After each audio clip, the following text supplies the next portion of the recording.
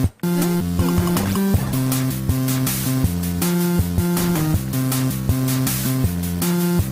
there YouTube, Big G back in with another video, and messing around with one of my favorite 8-bits, and that is the SpectraVideo 328. You can see I've got it connected up to the Super Expander, and there's the 902 floppy drive. So the object of this video is to see if I can get it all up and running on the original hardware. Test to see if the expander is working. You can see I've got the card slotted in there. Make sure that the floppy drive is running. Try load up one of the disks, and then once everything is working there, I'd like to eventually try to get my SD floppy emulator up and running that I used on my Atari ST previously. So first off, let's just see what's inside this beastie. Okay, so here you can see obviously the power supply. There's the only got the floppy card that's in at the moment. I actually had at one stage the entire range of every single one of these cards for the SpectraVideo, brand new in box, never used, but I wasn't really collecting at that stage, so I moved them off to another collector who I hope is actually enjoying them.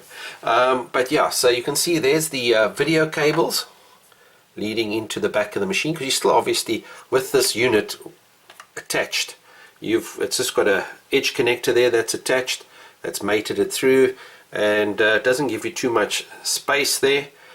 This design, I wonder, it looks better on the other Super Expander, where it's actually a bit bigger, where it's got the two floppy drives, because it does give it that mean look for an old retro computer.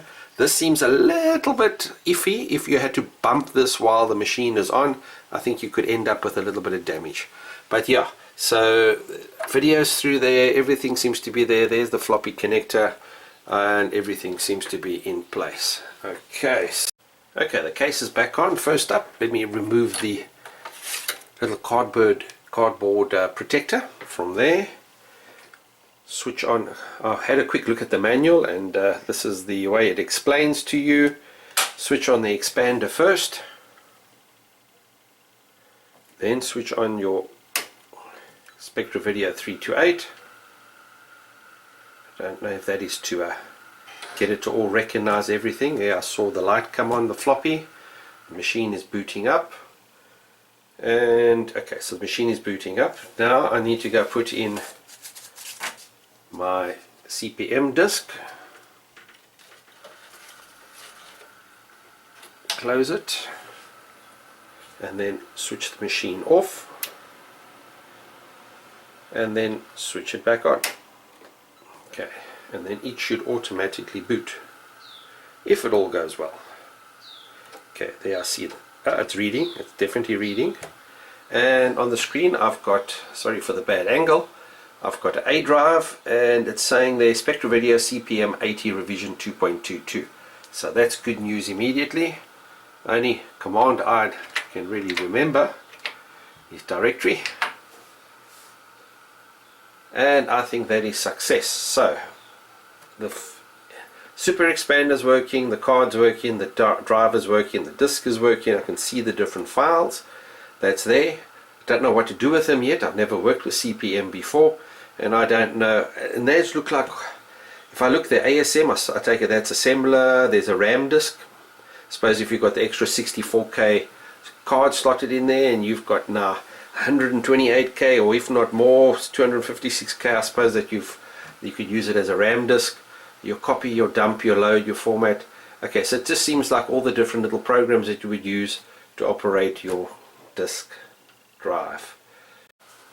Well guys, I think that was successful for the first part of this project. All the hardware seems to be working. I just wish I had more disks to try. I have tried one or two of the others, and they seem to be corrupted. This is the only disk that I'm managing to get to load up. I'm not sure if I should clean the heads on that drive unit. Leave your comments below if I should, and what's the best process to actually use for that. I've never cleaned the heads on them. Is it also just a matter of using a little bit of rubbing alcohol and an earbud? I'm not quite sure.